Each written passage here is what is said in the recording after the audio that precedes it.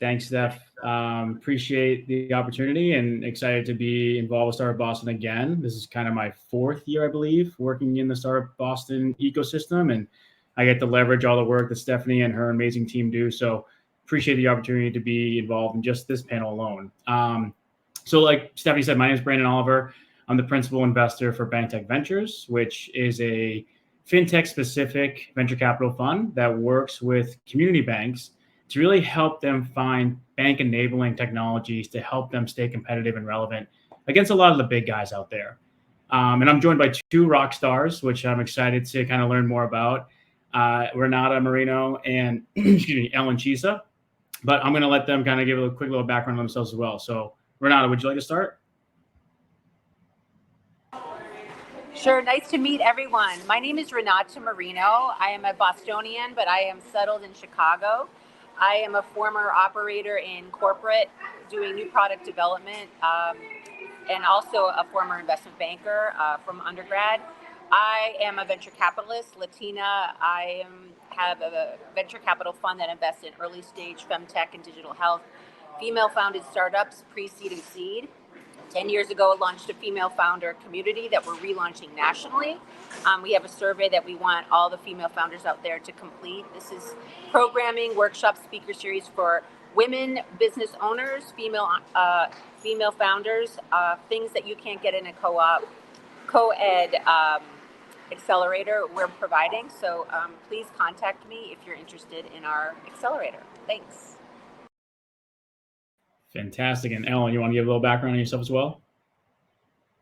Yeah, absolutely. So I'm Ellen Chisa. I'm a partner at Gold Start Ventures. We are an inception stage fund, which to us means we want to meet founders from the moment they're incorporating their company.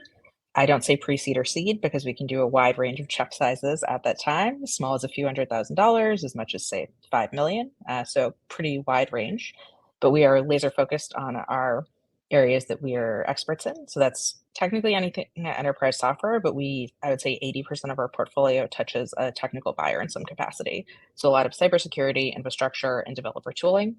That said, in past lives, I have done angel investing across disciplines and happy to give more advice across the board, regardless of the type of products people are working on today.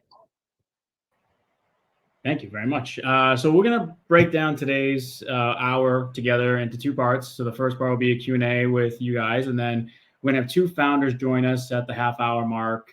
They're going to do 10 minutes apiece, giving their 60-second pitch on their companies, and going to have you guys be kind of judging them in real time. But we're here to kind of to walk through what makes a clear and concise pitch, which is actually much harder than can be stated, to be quite honest with you. So kind of want to start with Ellen. What are the kind of key elements that you believe make up what is defined as a kind of clear and concise elevator pitch?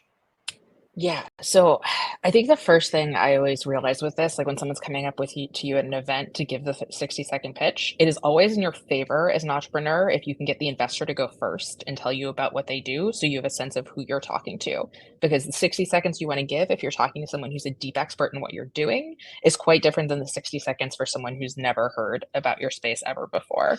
So I think that's the top thing I would say, is having that context about who you're talking to. But then beyond that, I think it's very much about giving the high level context first. So you kind of oriented this person. If they're at a party, they've talked to a whole bunch of people in a row. And so they're not ready to like dive deep into your details before they get that high level point. And then being really crisp on the pain point that you're solving and what the unique perspective you bring to it is, and kind of why that's important now, or why this is the right time for this company. Those are the ones I'm always looking for in that first 60 seconds. And I guess, so the clearness makes sense when you want to make sure you're talking to the right audience member, right? Understanding what their background is, so what you're saying resonates with them. But Renata, how do you keep it concise, right? Once you kind of figured them out as a puzzle, and then trying to keep it within, that short elevator pitch. Yeah, I think that's the challenge. I think I agree with what Ellen had said. When you pick up on certain cues for their background, whether or not they're in your space or not in your space, you should have those multiple pitches in the back of your mind that you've practiced for the person who has no clue your industry space, or the someone who does. And even if they didn't give you those tips, what about that person do you resonate with that you can kind of tailor deep into so you keep their attention?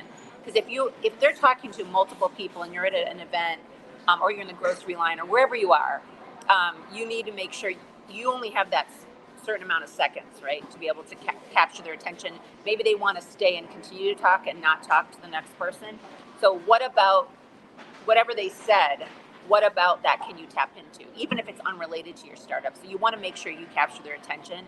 But I think, again, relating it to their personal story. So let's say they happen to mention they have kids or whatever, like that you relate to that. I think you should say, you should make sure that you want to stay engaged. But I think focusing on the pain point and your why and relating it to your own personal self keeps them interested, because a lot of founders, the ones that are just doing it for the clout or the money or the whatever, no VC is going to want to pay attention. They want to know that you're passionate about it, and they want to know the why. Why are you doing this? Did it affect you personally? Were you in an industry that wasn't solving the problem? Do you have the experience? So tapping it into the why is going to keep that VC or investor wanting to hear more. And I guess, sorry, Renata, just to continue on that thread real quick. Oh, I'm sorry, Ellen, do you have a point you want to make? Oh, yeah. I just wanted to jump in and say, I think it's so important to remember that you don't have to get everything out in the first 60 seconds. You just have to say something that's like a hook for the investor to ask you the next question and dive in. So on top of that, right, we're in a post-pandemic world, right, where everyone's kind of in a hybrid situation, and most pitches nowadays, I'd argue in my experience right now, most pitches are done virtually in a setting similar to this Goldcast system or Zoom. So how do you convey that passion? How do you convey that messaging to a T when you're in this, relatively impersonal situation, right, where it's much easier maybe to do that in a boardroom? Or how is it easier sometimes than having to be in that boardroom in front of that VC investor? I'll start with Renata on that. Yeah, I really think, again, going back to, and this is just, I consider myself an expert networker, and I do believe caring about the person's background, especially virtually. You can even say up front, again, some VC will say you've got 15 minutes. Maybe you have a 30-minute Zoom call, whatever you need. Depending on how many minutes you have with this person on Zoom, Zoom is actually a benefit because you just have the one-on-one. It's not like you're at an event where there's all these people waiting in line to talk to someone. I personally believe having someone's captive attention, you've got a competitive advantage on Zoom. The question is, though, how are you going to use that time? Now, just like what Ellen said, diving deep and just saying blah, blah, blah about yourself is going to lose interest. The person's going to want to get off that call sooner than later. I personally think if you're on Zoom, you can say, it would be great to learn a little bit more about you, what you invest in, your background. I've done a little research. Tell them I Googled you. I've done a little research. I see that you launched a female founder community. How has that been for you as a former founder? It must have been challenging. Did you raise capital? Like, really take an interest in that person's background and show them that you actually did some due diligence on them. And that's going to keep their attention, and they're going to be like, wow, this person's serious about my, talking to me. And when you can create that connection, that level of that you've done the research, they're going to want to pay attention. So I personally think asking questions about them and their background and their why engages the VC a little bit more, and it makes them want to stay on the call. So Ellen, I guess as a kind of tangent to Renata's answer there, it's pretty easy, especially in a repetitive environment, of having to give the same pitch over and over and over again, even if you change it up depending on the audience. How can you stay passionate? How can you stay engaged in your own pitch yourself, right? 'Cause it's very easy to become almost like robotic in your approach. Like it's a scripted approach as well. So what have you seen work for other founders to stay engaged, like it's the first time they're pitching to a new investor? I definitely think it helps when people think of it as not just the same pitch over and over. Like, I think some of the mistakes people will make is they'll memorize it and they'll practice it so many times that it feels rote, like they're just giving the same spiel that they've given. And like a common thing that happens in those pitches is they won't even pause to make it easy for the investor to interrupt to go deeper into one area. And so I think remembering, yes, it's a pitch, and yes, you are driving the conversation, but it's still a conversation. And so you want to be driving, but you still want to be like reading the cues. And like honestly, investors are on enough calls that I think they do give cues. And so you'll kind of get the vibe off someone when they're like, okay, like we can move it through this part. I know about this, or I've heard enough about this. And so you kind of want to like have that give and take and think of it as you're participating in a conversation, not just making a proclamation. And I want to talk as to continue that thread for these earlier stage founders, which is kind of the typical audience we have right now online, right?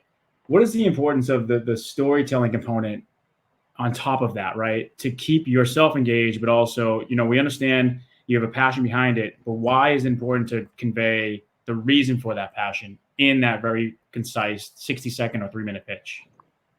Yeah, I think this kind of goes to another mistake people sometimes make, which investors are seeing lots of ideas every single day.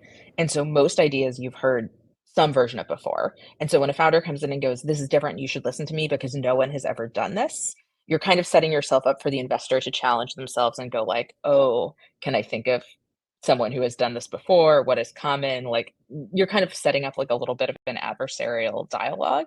Whereas I think when you come at it from the story component of like, this is how I ran into this problem, this is my unique insight on it, investors love finding founders who have a unique perspective on something, even if it's something that's been done before. And so I think making sure that unique perspective comes through when you talk about what your product is and how you're going to market your product, or like what is an interesting insight in the technology. Like there's pieces of yourself that happen in every part of the story of the company. Can I actually Yeah, add please. to that, please? So the other thing that's really important, and I know the savvy founders do a really good job, is and this goes piggybacks off of what Ellen just said. Make sure you benchmark against your competitors. Like, make sure you know what your unique proposition is way before you really. I mean, it really is having your own pitch deck done, which includes competitive analysis. If you're in a space that's crowded, how are you different? How are you unique? How does your background? You don't want to say what Ellen said. This is why I'm better. I mean, you can say it in a different way. You can say, I understand this is a saturated market, or I understand that this market is crowded, but we were able to come up with a better way of doing something, or more efficient, or whatever. I mean, I think you have to know that the investor that you're speaking. You should do due diligence on the VC or the investor. You should also do due diligence on your competitors and understand why you're unique and different. And then you should also make sure that your investor, VC, already knows the space, or if they don't, you need to make sure that eventually if they're gonna continue the conversation with you, they are gonna do due diligence, or their team will do due diligence in your space. So be prepared with that in mind. And if you only have 30 minutes or 15 minutes, understand what your unique proposition is. And the way you say it is, we've studied this space for X amount of time. We've researched it. We pulled X, if you're early stage, we pulled X amount of users. We understand what their pain points is, what they're not getting in, let's live streaming. I'm looking at live streaming software for virtual events. And, this is what this company's doing, Goldcast. This is what Swapcard's doing. Here's what no one's doing. So make sure you know your competitors when you're talking to an investor. Have you guys seen a specific company, or do you know of a certain resource that does a really good job of coaching people on pitches, whether it's an accelerator or an incubator or something like that, that you think, hey, I don't know if you have where there might be like a YouTube video, something that these people that are online here can maybe go see as a good example of a strong, clear, and concise pitch? I can speak to, because I've been in several accelerators as a former founder. I mean, I'm from Chicago. 1871 Chicago is part of the Latinx cohort 2 in 2017. We spent an entire 8-hour day having VCs and investors come in and evaluate our pitch, and we got destroyed. I remember being really upset that day because we had to come up with 30-second pitch, a minute pitch, a pitch for a VC, a pitch for an angel investor, and we had to pitch and understand our audience. But I don't know if they have ones that you can watch, but I would look there. The other, who else? The other people who've done a good job is actually Techstars Boston. I'm a mentor for Techstars Boston. They do an incredible job. I don't know if they do pre-recordings, but I came in and we talked about that pitching VCs, and they do a really, really good job. I'm trying to think. Capital Factory in Texas. They also, I don't know if anyone here is online is in Texas. They have 3, I think, accelerators. They have I think during South by Southwest they have a free event that they have mentors coming in and they'll provide on the spot kind of like speed dating for pitches. So you should check them out for South by Southwest. And then even some of the South by Southwest events, if you're going there, you should see if there's an opportunity to come in and see if you can practice your pitch. Ellen, any resources that come to mind on your end? I tend to always go to the Y Combinator list of things you can do. I know their application is a little specific, but I think the part they have around the video application and just getting across who you are in addition to the ideas about the product in the space. I think even if you aren't interested in YC in particular, going through that application process just for yourself using the questions can be really informative about your business and how you would pitch it across the board. Yeah, I remember I used to work at a pre-seed fintech accelerator, and we used to always say, if you can't fit what you do in a tweet, then you don't know what you do. This is before the Elon Musk days of X, when it was Twitter. But that's so. I want to go full circle here. We talked about how you need to know your audience, right? But we talked about mainly from like different types of investors. But most of these founders, you got to have multiple types of pitches as it relates to different types of stakeholders in the business. So not just investors, but your customers, your third-party vendors, your channel distributors, whatever it might be. So what is it? I'm generalizing here, but maybe going back, ping-ponging back and forth between the two of you, picking one of these third-party stakeholders, what is it that party is looking for in the pitch that maybe is going to be a different type of pitch than if they're going to be stating what they do to an investor, right? So, Ellen, I don't know if you want to just take one of those third parties. Yeah. I mean, I think the top third party for me for early stage founders is always your first employees, because your first employees are really going on this journey with you. And like people always say, the first follower sometimes matters more than the leader. And that's what I think of your first couple of hires being. And so for them, it's very much probably about the vision of where your company is going, which is very similar to what an investor cares about. But it's probably also about the fact that as an early employee, you get to wear a bunch of different hats. You get to have real impact on the direction of the company. You probably have a lot more autonomy than you might have in a larger organization. And so you're kind of pitching both the company and what it builds, but also how you'll be working at the company and what type of organization you want to build. And I think that's one that's really important. Yeah, I actually can speak. So I'm a former founder and now VC. And so with relaunching Blazing Babes, our female founder accelerator nationally, I call them the originals. They're the brand ambassadors. They're the first customers that were with us on day one in 2015. I say there's about 30 of them. And now we're relaunching. So I'm going back to them. Those are the forgiving customers. Those are the ones that are like, hey, I know what we've been through. I know your past. I know your mission. I'm brand loyal to you. So a lot of VCs, now it's flipping over to the VC hat, sometimes they want to talk to your original customers. They want to see, why are your customers loyal to you? And your customers provided feedback on your tech platform or your platform, and maybe you pivoted, maybe you tweaked, and why are they staying loyal to you? So I'm getting on the call with Coca-Cola for a female founder that I'm interested in investing in probably next week. I want to talk to Coca-Cola. They're the first customer. I want to understand, why are you signing up with them? How are they different than the competitors? Why did you pick them over the other ones? So again, as a founder, making sure that you take care, you almost like your babies, you take care of those original customers and you really are loyal to them and they're loyal to you. Why are they loyal to you? And as a VC, being able to want to talk to those first time customers, especially if you're pre-seed or seed and you got that first customer, why are they staying with you? So I personally think from wearing both hats to really understand the customers. That's perfect. Did you, I'm seeing some questions come in the chat, so I'm going to kind of seed these in, but I wanted to quickly say, was there any other specific third party that you're going to have to take a different type of courting when it comes to the pitching, whether it's, you guys mentioned employees, I'm thinking more along the lines of advisory board members, maybe it's in terms of, like I said, distribution partners, marketing channel partners, anything in terms that you think people should be aware of when trying to pitch what they do to those types of individuals? Yeah, I can take the advisory one. So one of the things with pre-seed is the first, if you don't have a customer, is getting a great advisory board. And, it's really experts in the field that can help you, because you're not going to have so you have to pitch them because it's really their time that you need. So why do they want to help you versus other people? So understanding, again, researching their background and understanding their expertise and understanding, trying to understand their background is going to help you with your pitch. But most importantly, not just saying what's in it for you to get there, but what's in it for them. So how is it going to augment or help their development, their career development, or maybe they want to get access to startups. Maybe they eventually want to be a COO or a CTO. Maybe they want, maybe this is a stepping stone into the startup world, and they want to, maybe it's an opportunity for you to vet them as an advisor.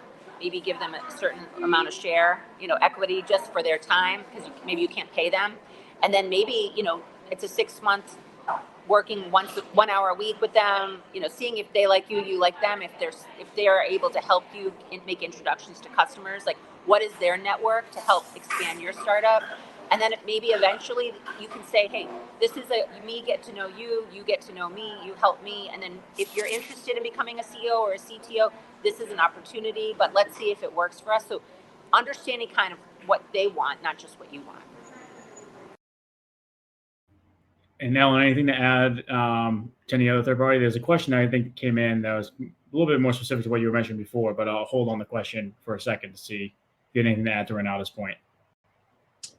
I guess I almost think of customer, depending on the type of business you're building. If you're building consumer, it can be a little bit different. You might want to get a customer advisory board where you have like an early group of users who are dedicated to giving you feedback within an alpha scenario where you intentionally constrain it. If you're an enterprise company, you would be thinking about like your first few design partners. And that's usually a balance of, I think people sometimes think with those first customers, oh, I have to persuade them. This is like imbalance of power in their favor. You really want to think about it as it's a mutual match. You could land one of the Fortune 10 as your first design partner, and that could actually be a terrible thing for your company because they move so slowly and it's hard to get through procurement and it's given you this false signal. So I would definitely think about your early customers and how they're giving you feedback as being one of those stakeholders, and that it's very much about finding the right match between you and them. That's perfect. And the question that came in was similar to the when you were talking about pitching your first employees, but Annetta was asking, how do you pitch a potential co-founder? Right? It's a little bit of a different employee feel to it. And you basically ask someone to ride shotgun on your passion project in a sense. So what does that kind of look like? Ellen, you were talking about this, so I'll start with you. Yeah, sure. And I also am a former founder and I had a co-founder. And I think really when you think about this, most of the time, this is someone you're going to be like riding with for the next 10 years building this business. And so I think it's quite different from an employee. They're the person you're going to call at 2 in the morning when there's a problem every single time. And so I feel like most of the time with co-founders, you shouldn't really have to be pitching them necessarily. They should be as vested as you are. And so you're vetting each other, you're working together, you're collaborating, you're figuring out how you collaborate well or not.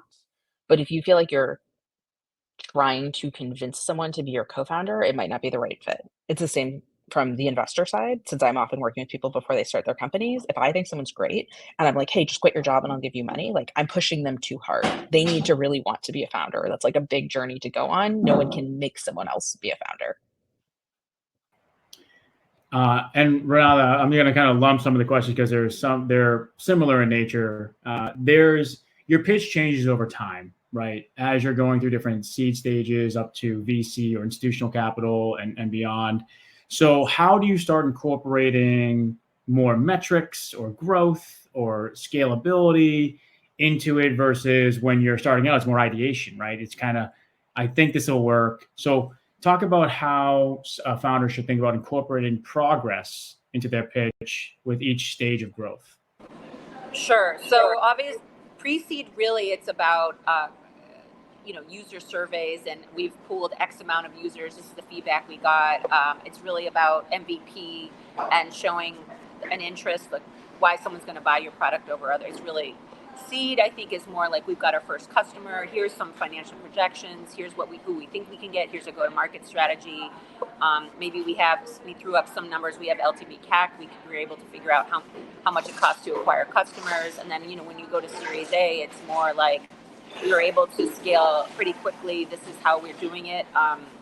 Here are the metrics that we use. So I mean, founders are not going to want to hear this. I'm a quant geek from Chicago booth. I'm a former product manager doing concept ideation and product launch back 20 years ago. So I care about the numbers. Even if you're pre-seed, I like to see a financial model with some assumptions. If someone's going to send me a data room and they're pre-seed or even just moving into seed, maybe they put some family money or their own money into something. They have an MVP, they have projections. I go to the assumptions page on the financial model and I just question. If I have a call with a founder, I say, let's just go through your assumptions. Talk to me about why you think you're going to get Walmart, why you think you're going to get this customer. Why? Talk to me about that. Talk to me about, this is how because I want to know how a founder thinks. I want to know how gritty the founder is, especially early stage, how creative they are at getting that customer. Who does their advisory board look like? Is the advisor going to be able to make a customer intro?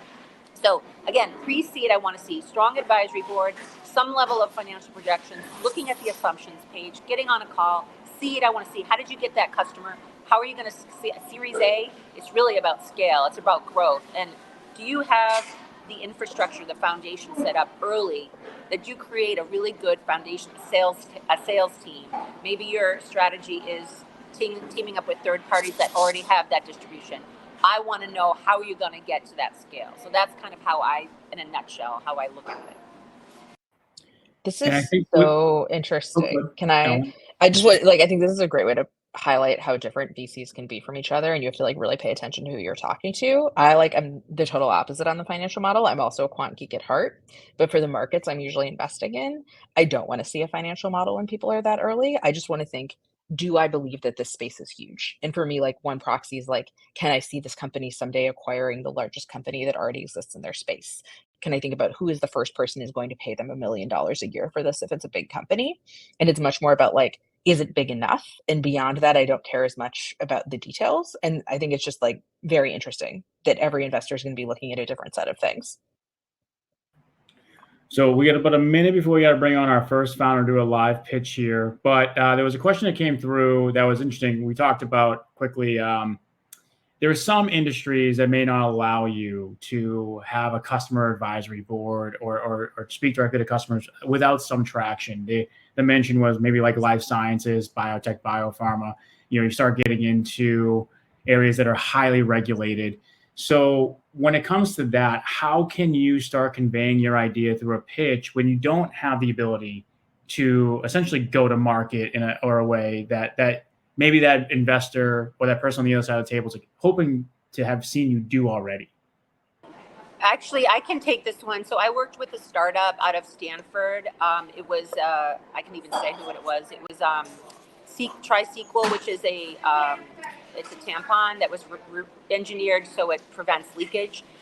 The founders they couldn't do testing with women in the U.S. because you needed FDA regulation, but they were really savvy and they were able to do testing in the UK. So they actually pooled users and shipped product and were able to it took longer, okay? Because how often do we get our period? Once a month. So it takes longer, but they were actually able to get market validation and MVP early, and they were working on their go-to-market strategy. So yes, I think what we do for early stage, we see how gritty are you, how creative are you at coming up with that MVP, and I disagree about having an advisory board if you don't have FDA approval, because I've worked with a Boston-based startup called MotoScript. I don't know if you've heard of it. It addresses the opioid crisis, and they had a robust advisory board, people who actually could help them get faster FDA approval, as well as, the FDA codes. They were able to bring people on board to advise them on what are the future bottlenecks for med tech and how can we make it easier and faster for us to get through those bottlenecks. So I would disagree that you can bring advisory people on that can help you clear those bottlenecks sooner than later. All right, I want to be mindful of time, and I want to get our first founder on stage here. Keep the questions coming because we have another 10 minutes at the very end, or about 10 minutes, to review some of those questions, and I'll revise them as I go or kind of group them together. But right now, is Rachel Lee, our first founder, is she available backstage? Perfect. Hey, Rachel. Hi, can you hear me? Yes, we can. Awesome. Okay. So, Rachel, I'm going to put 60 seconds on the clock here. I'm going to try to hold you to it. And we're going to have Renata and Ellen give you some candid feedback on your clear and concise pitch. Sound good? Yes, great. All right. Whenever you're ready, go right ahead. Okay. Hi, I'm Rachel Lee. Being a first-generation immigrant, first-gen college student, I am the testament of opportunities and mentorship. However, I still encounter feelings of alienation and the yearning for a community who share my first-gen experience. That's why I created Connect Plus. Unlike physical DEI centers on campuses or Reddit groups, Connect Plus offers safe, on-the-go environment where students can ask questions and access resources without the barriers of online forum toxicity or the inconvenience of going to in-person events due to busy schedules. Currently, we've conducted over 140 interviews with a working prototype completed. We plan to launch a beta version in May with 3,000 first-gen students at BU. We're looking for mentors who can help us pressure test our ideas and connect with potential partners.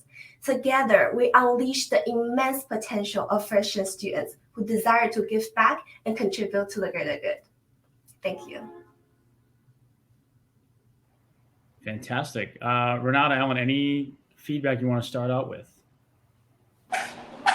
No, I feel like, can I start with great stuff? Of course. Cool. I really loved that you went right in with the personal story and why it mattered. I thought you did a good job of describing what you've done so far around the prototype and having the number of people you talked to and getting that quantitative detail in. I thought both of those were like really solid parts of the 60 seconds that made me want to know more. Thank you. Renata, positive feedback off the bat? Sure. I think the fact that you are a student, I think that matters. You're like in the mecca of the problem and you are international. I think it's great. I think so you have access to a lot of data, a lot of people. I think that's great. So tying to your, kind of piggybacking what Ellen said, I'm repeating what she said. I mean, I think what she said is exactly the positive thing, but you are in the mecca of the problem and you are an international student. So I'm also Latina, so I know I personally, you wouldn't know this, but I feel your pain, so I get it. Thank you. Ellen, anything in particular that was missed in the pitch or you feel like you wish you knew more about in that kind of quick, concise 60 seconds to make you want to have that second meeting? Yeah, I definitely felt like I understood the parallel where you're saying, hey, we have on-campus community centers and other forums don't work well. So I got the idea that this is some sort of online platform for first generation or students, but I didn't necessarily know what they were doing on the platform and why. Is it just like generally a place to connect? Is there some other action that they're taking? And so that was an open question for me that I wanted to know, maybe like just one sentence on. And then the other part to kind of what we were talking about before, in my head, I'm always kind of like, why is this market huge? And so I'm like, oh yeah, like this sounds great. I want this to exist in the world. But I was still kind of like, why is this venture scale business was still an open question for me. Yeah, and I would, sorry. No, I was just going to provide feedback. So I agree with the why behind it. And I would say specifically piggybacking, how are you different from what else is on there? And then, I mean, again, you have 60 seconds, but if you, at the end, with how are you different, how are you going to make money? I mean, just, you don't have to say how you're going to do it, but is this just like a nice to have, or you need to make money? So what's going to drive someone to pay for your platform? Somehow you got to figure out, there's 60 seconds. because I want to know you're going to make money even in 60 seconds. So Rachel, let me ask, what is the alternative right now to what you're offering, out of curiosity? Yes, so the alternatives is on-campus first generation centers or Facebook Reddit groups. Yeah. So Renata or Ellen, would you want to know why this platform is better than those to replace, or is it augmentative in nature to those centers? How are you thinking about this? Just hearing it. I guess I would want to know where the business part comes in, because I'm like, oh, like Reddit and Facebook groups are like nice community areas, and like the campus there sort of has the incentive to want students to succeed, and maybe they have some sort of budget there, but it's sort of, yeah, like Renata was saying before, it's like, who is the customer? Yeah, and I would say also, and again, you have 60 seconds, but again, this goes with the business model and how you're going to make money. You know what I'm saying? But the volume, like, if you pitch it like, this is how we're going to get the most volume, and this could be applied across X amount. How big is the market? Kind of what Ellen talked about at the start of this. What's the TAM? What's the total addressable market? This is your BU. This is how big it could be across the U.S. or globally. And how would you, that's a lot of data. So what do you, like, this could potentially be a SaaS model. Like, what are you getting? What do you extract? It is a community, and it's a nice to have, but this is how big it could get. And also, because it's not being, this market, this first generation market isn't being addressed in the small little campus centers at BU. It can be done online, and this is how big it could get. And potentially, the data that can be extracted is, this is a potential market for employers. Like this, like, who are the other customers that could want this pool of people? Can I add? Yeah, please go ahead. Okay, so across the nation, 54% of the undergrads are first generation college students. In some community college, this number is 70 to 80%. And the market we're in is student wellness and education technology market, which is $120 billion value market. And we, our business model is B2B. We plan to partner with universities and organizations. So I imagine that must help. Great. Yeah. You need to include that in the first 60 seconds. You must include that, and that should be at the beginning. Thank you. Yeah. Perfect. Rachel, any other questions for Eleanor or Renata at all? I think for early stage founders, like if we are talking to potential investors that we might reconnect down the line, like what are some like closing or things that we can say to keep this relationship going? I thought you did a really nice job in your pitch that you didn't necessarily ask for money or saying we're looking to connect to mentors in this space. But I think like closing on something that you either would like referrals on. So say you are like, oh, if you know anyone who works in a DEI center at a university, especially if you know the investor has college age children, for instance, or went to a college that had a DEI center, figuring out some way to like have an interaction beyond this. Or you can even say at the end of the meeting, would it be okay if I update you on my progress? When would you like to hear from me again? And get an idea of when that is, and then just set a calendar reminder for yourself. Thank you. Fantastic. Well, thank you, Rachel. Please feel free to stay on and ask any more questions you might have in the end. But I'm actually going to bring in our second founder right now. Is Joanna Shu with us? Yes. Hi. Hey, Joanna. All right.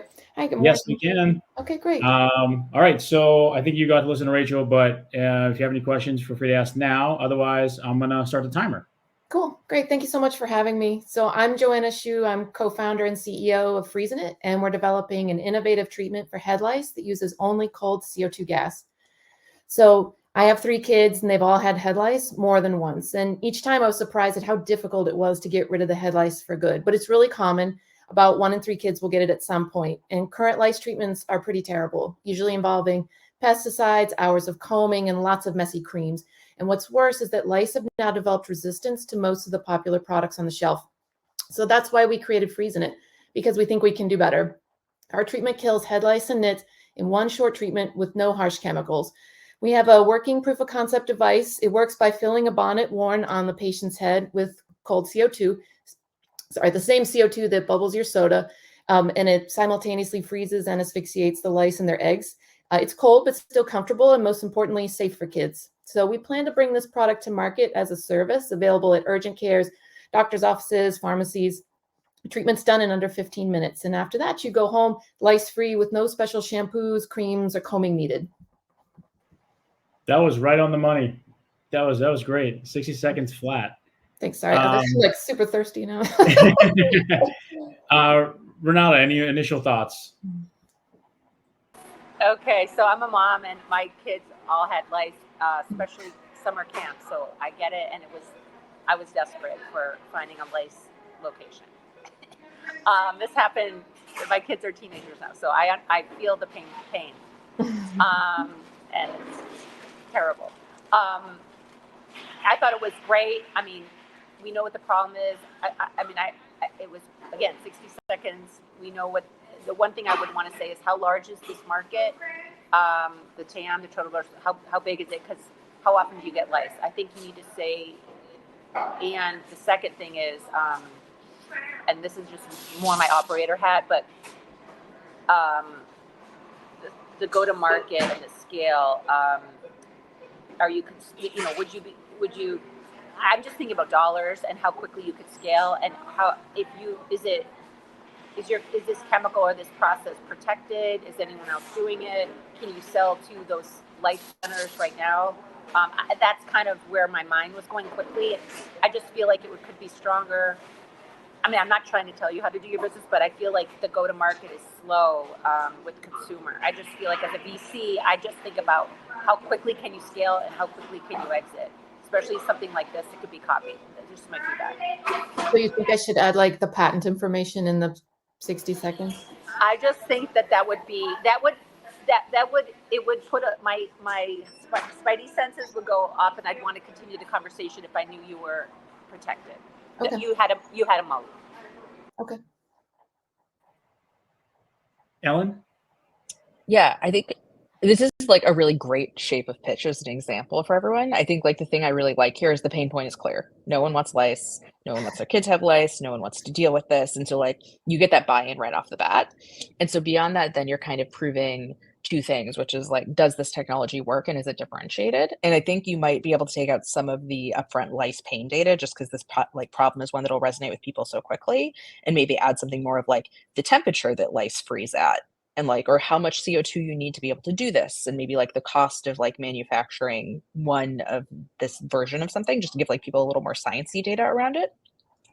And then I think kind of the second part to what Renato was saying is really around that distribution and the different potential models of distribution. I feel like with something this early, you might even be able to say, hey, we have like this hypothesis on how this could be a home kit in the long run, which everyone would go to, and it would be this much as opposed to like the current solution.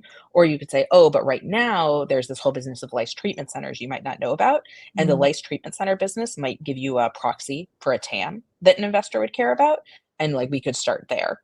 So I'd say, contrary to many pitches, I think the problem is so clear and the answer sounds so good that you can do a little bit more of getting into like why you can believe the tech and why you can believe the go-to-market.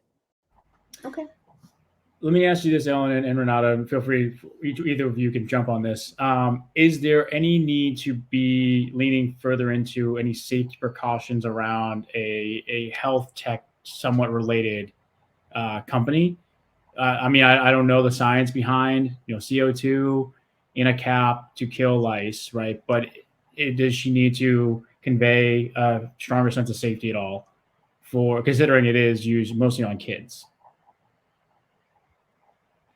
I don't know if it needs to be the first 60 seconds. Like, I think that's definitely a question that will come up, but I'm kind of like, okay, if I get really excited about this and it sounds awesome, I would generally assume someone who is a mom of 3 kids isn't pitching me a technology they think is unsafe for other kids. So you kind of get like, at least that like initial, like, yeah, it's probably safe. And then like, you can get more into the science later, but that wasn't my first concern.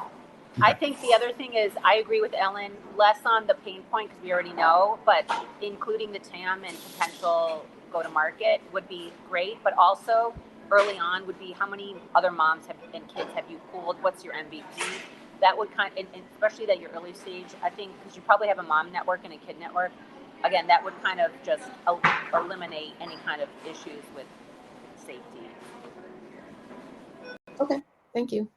Joanna, is there anything in the pitch that you feel trepidatious about at all, or you're not sure if it needs to be involved, or you want to expand on? I do have one question. So I did have an investor push back mentioning that I have kids. He said he doesn't invest in women with children. And of course, I don't like that, but I can't change who I am, but maybe it doesn't need to be in upfront. I don't know. I would be curious to hear. Anyway. I'm considering taking it out of my pitch actually because of that. But I feel like on the other hand, I don't think you should. Can I Name and please shame. say something? Okay, this is really important, Joanna, please. So I run a female founder community. We would love to have you part of it. You should DM me when you can. We're gonna address this issue. The one thing I will say, and I know it's really hard, please research your VCs, your angel investors and VCs. Please understand now. I'm gonna do this with my Zen response. If it's a man, okay, and you're understand, is he a dad? Find out, is he? I don't know if you can find this, but Google him and talk to him. When you have to really understand who. If it's an angel, it's a VC. Most likely they're a dad if they're older or whatever. I'm not going to assume, but maybe they're not the ones handling the lice at home if they have kids and their wife is. So you have to speak to him like he's the dad and he's dealing with a wife or a spouse, I'm just assuming, that is complaining about this lice and it's costing $500 to get this lice and he's upset about the cost.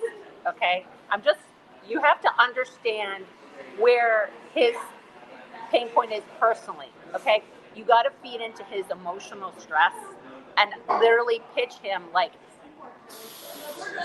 I know you have kids. I don't know if your kids have ever had lice. This is an issue. I'm sure either you or your spouse or whoever has dealt with this. This is how we're going to alleviate the pain point. Like, you have to really know who you're pitching. Okay. Also, if someone says that, they're just a bad investor.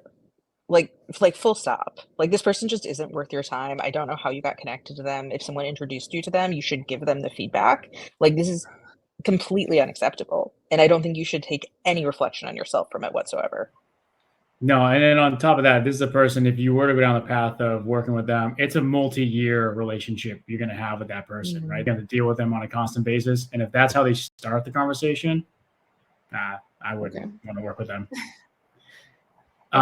We got time for one more question. Joanna, any other questions you have for Ellen or Renata at all? No, that was great. Thank you so much. Excellent. All right. Well, I'm going to ask Joanna if you mind just jumping backstage again, and we'll jump back into the general Q&A field that we have on the side, and then I'm going to hand it back off to Stephanie shortly. So we touched upon some of these things. I think we're just going to maybe expand into some of these areas. We talked about how you might want to change your pitch as you're going through different inflection points of growth for the company. There's been a lot of questions in the Q&A about when do I start incorporating actual financial projections or actual financial metrics into my pitch to show that growth or scale, as we talked about, or to show the success of what we've been doing, that there is an actual need for what this is. And is that something I should be doing maybe in my first pitch? Why don't we start with Ellen? You want to start with this one? Sure. So the thing I usually tell founders is once you have shown a revenue number, the revenue number is what you are being measured off of.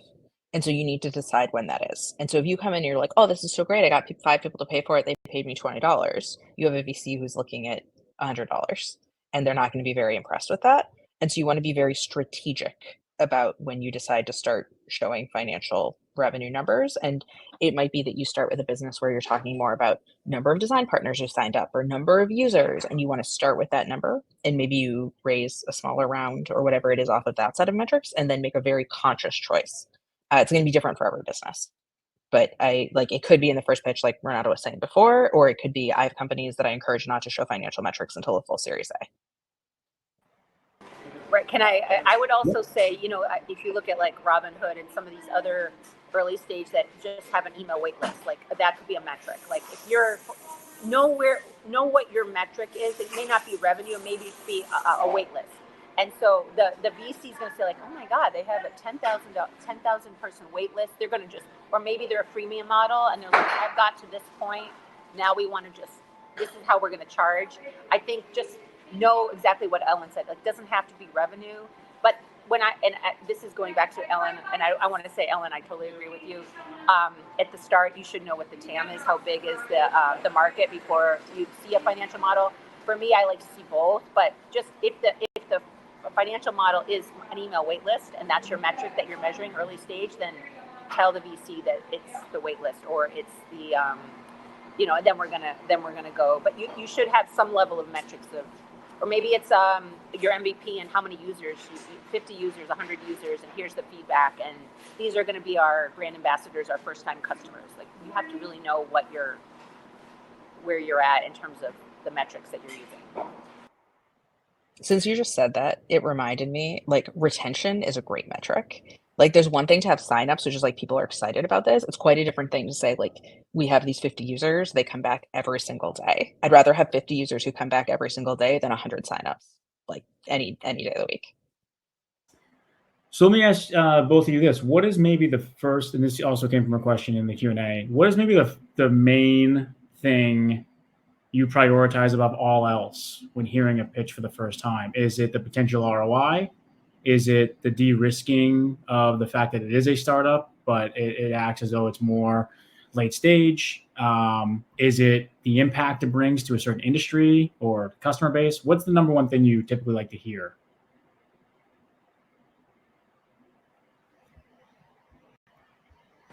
I mean, I think it depends. I think it depends the sector, quite honestly. It really depends the sector. Most of us are pretty well versed in the industry, potentially. Like, I mean, we may not be deep dive in the industry, but if we've been in VC long enough, we kind of know if it's a saturated market or if it's, what the unique. We know if you're unique enough, or we've seen or heard pitches in your same sector. If we're talking to you, either a Zoom call or maybe not a networking event, but we know your space.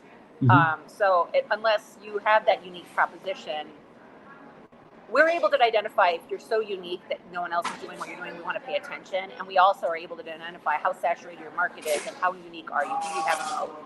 So I think it depends your sector, quite honestly. Ellen, anything else to add on that? Or is there one thing you like over everything else? I mean, I think the most important thing to decide if you can spend more time in a market as a VC is this market large enough? Like, you're trying to find, like, you don't need every startup to work. It's kind of 1 in 10 of them probably will. And so you just need to know the one that does is going to be gigantic. And so that's like, if I come out of a meeting feeling like the market isn't large enough, I can't really spend more time. And so that needs to be clear right off the bat, and anything else we can dive into. Got it. Well, I know I didn't get to every single question in here, but I know Stephanie has a way for everyone to hopefully get their answers that they need. And then I'm sure Ellen and Renata, myself, we're happy to share our thoughts and reach out to us on LinkedIn.